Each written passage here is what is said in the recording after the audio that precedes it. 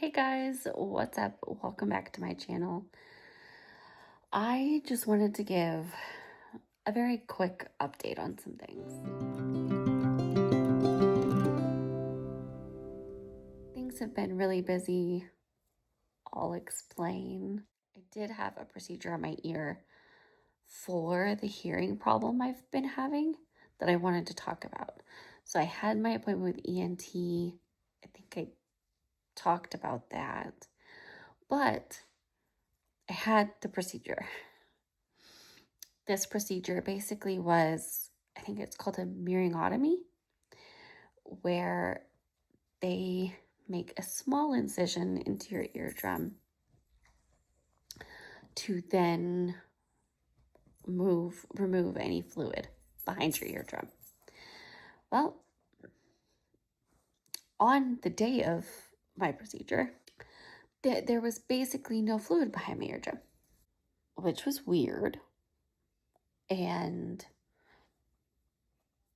even the doctor was like, huh, okay. And she asked me, like, has your hearing gotten any better? And I said, no, it hasn't changed at all. My ears are still popping and crackling like crazy, still muffled, still not normal. She said, okay, well, we can still do it. It's basically like a test one, because if there's no fluid back there, it's less likely there's going to be a difference. I am now 2 weeks out from having had that done, and not much is different. I still have the popping and crackling.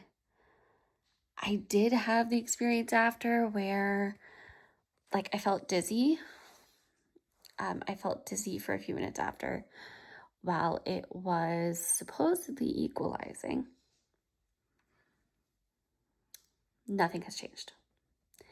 It's really disappointing because I don't have really any other options. My only other option would be to do the same procedure again, only this time have her put tubes in. And then I deal with tubes for 6 to 12 months until they fell out on their own.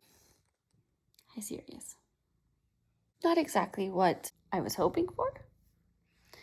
Not ideal. Not really addressing the problem. My hearing still hasn't changed. I've tried popping my ears so much and it never, I don't know how to explain it. It's never really fully productive. Like, it's not accomplishing anything. It'll pop and crackle it, and that's about it. Like, it doesn't actually release the pressure. So I don't know where I'm gonna end up going with this. I don't know if I'm gonna maybe leave it for a little bit and just relax and focus on everything else we have going on.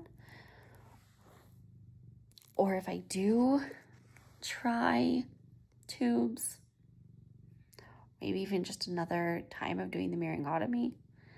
I don't know. It's kind of really disappointing and frustrating for a little bit and just relax and focus on everything else we have going on. Or if I do try tubes, maybe even just another time of doing the myringotomy. I don't know. It's kind of really disappointing and frustrating. And I don't really know what to think of it. If you have experienced anything like this, I would love to hear it in the comments. Any experiences, thoughts?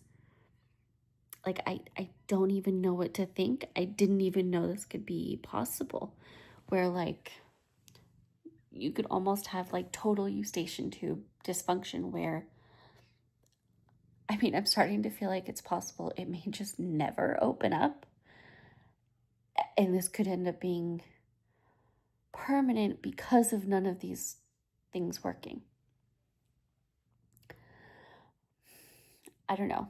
I don't know what to think, and it's disappointing and frustrating and annoying because I just have like such low hearing in this ear now. So I don't know. Let me know what you guys think. If you have any thoughts or experiences, I would love to hear them. If anybody has heard of this before, let me know, because I didn't even know it was possible. And now I'm starting to think this is just going to end up being permanent and I'm never going to get rid of it. So I'll update you guys more in another video on everything else going on. But I wanted to share that. And I have a decision to make with it, whether I do tubes. I don't even know. There's not really much of it to, like, I think that's my only option. I think that's my only thing I can even try.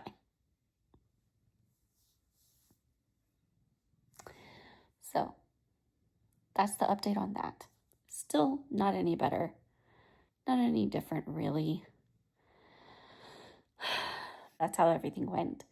Overall, the procedure was actually not that bad. Especially because the biggest part where you actually even feel anything is the stuff to numb you. It stings. It does sting pretty decently. But after my neck surgeries, I had to have steroid injections for the scarring. I think I've talked about that before. And those really stung. Like, stung so bad. So bad. So after that, like the numbing stuff she put in for this was like nothing. It wasn't bad at all. But yeah.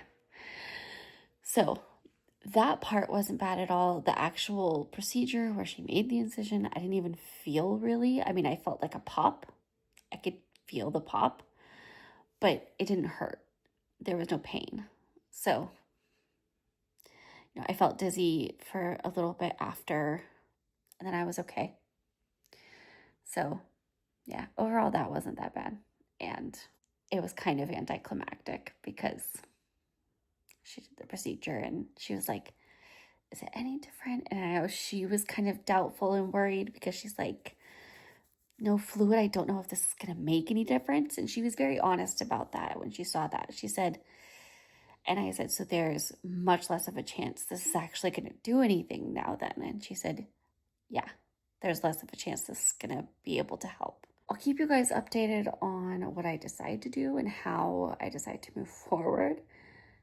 If you have any thoughts, like I mentioned, I would love to hear them. If you have any thoughts, experiences, if you've ever heard of this, I'm trying to figure it out. So let me know and talk to you in the next one. Bye.